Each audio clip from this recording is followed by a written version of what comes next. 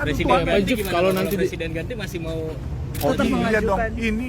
Ini teman-teman harus ingat, ini utang negara bukan utang presiden. Siapapun presidennya, negara harus bertanggung jawab. Pengusaha jalan tol pemilik PT Citra Marga Nusa Persada atau CMNP Jusuf Hamka menyatakan akan tetap menagih utang negara senilai 800 miliar rupiah meskipun Indonesia berganti kepemimpinan.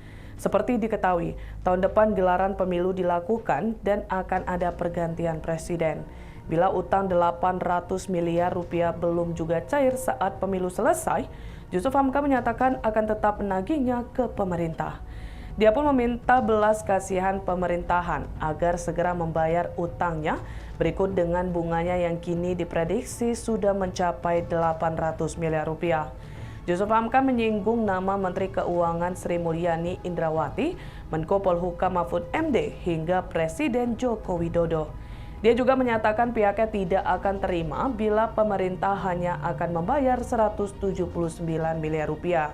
Seperti diketahui, angka 179 miliar rupiah merupakan perjanjian antara Kementerian Keuangan dengan CMNP setelah ada negosiasi bunga utang tersebut di tahun 2015. Ikuti terus berita menarik lainnya. Jangan lupa like dan share seluruh akun Tribun Medan.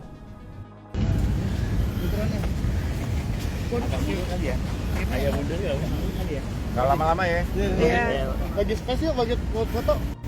Oke ya. Tadi saya cuma dipanggil oleh Bapak Menko Polhukam.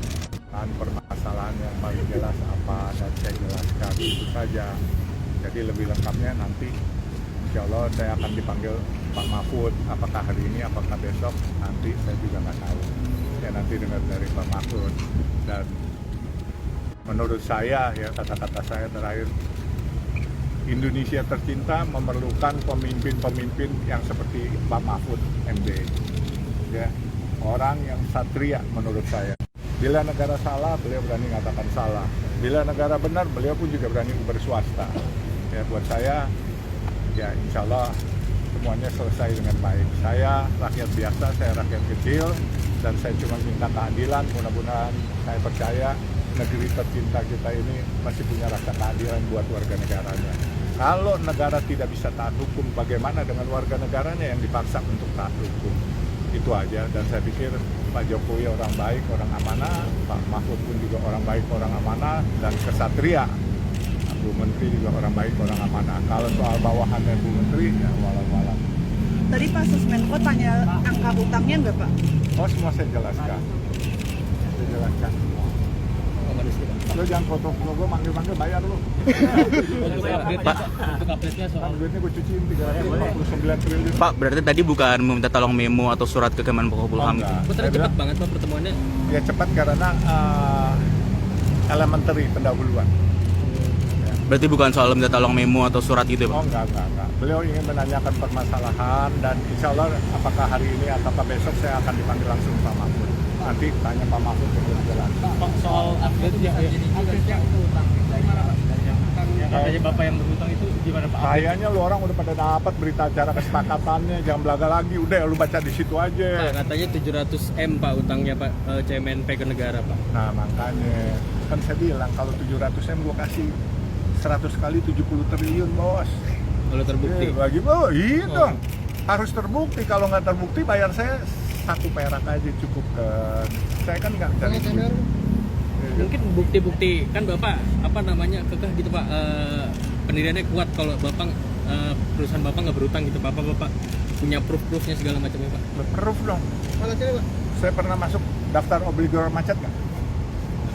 Saya kurang tahu itu. Ya, makanya saya tanya. Kedua, saya menang di Mahkamah Agung. Kalau saya menang nih, misalnya saya masih punya utang, ngapain buat berita acara kesepakatan bos? Ngapain saya dipanggil? Minta diskon pula bos, ya kan? Sudahlah, jangan debat pusing. Utang ya utang, mau dibayar alhamdulillah, nggak dibayar wasyukurillah, ngadu kepada Allah, udah gitu aja. Ya. Tapi bikin kapok investasi di jalan tol nggak sih Pak? Nggak pernah kapok. Negara tercinta masih baik dan masih banyak orang-orang baik di antara orang-orang yang tidak baik. Untuk kepastian hukumnya Pak diharapkan sampai kapan itu? Pasti dong. Ya, Berapa biarpun waktu yang Bapak langit idealin, runtuh, hukum harus ditegakkan. Kan Harapannya gitu. berapa lama Pak untuk kasus ini terselesaikan dengan baik oleh negara Pak? Ini udah 25 tahun, harapannya sooner the better.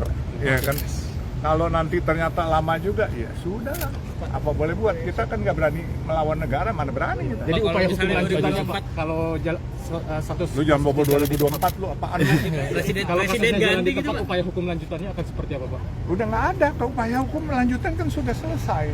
Ya kan, dan saya paling ngadu ke Tuhan, masa sih saya harus ngadu ke Mahkamah Internasional? Ini negeri tercinta, kita harus jaga bersama. Udah ngadu Presiden Tuhan. ganti Juf, gimana? kalau Kalau nanti di- presiden ganti masih mau Oh iya dong, ini teman-teman harus ingat, ini utang negara bukan utang presiden. Siapapun presidennya, negara harus bertanggung jawab.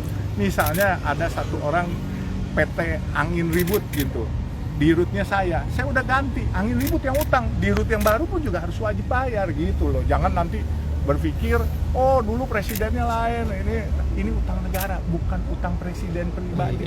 Jadi jangan dicampur-campur. Ya kalau ini Pak, yang kemarin kayak kadang selalu disangkut pautkan nih Pak Yusuf sama keluarga Centana waktu itu berawal dulu Ya gimana bisa Pak? diperiksa, kan sudah diuji dengan keputusan Mahkamah Agung. Itu kan uji di keputusan Mahkamah Agung, tidak ada afiliasi, gitu kan?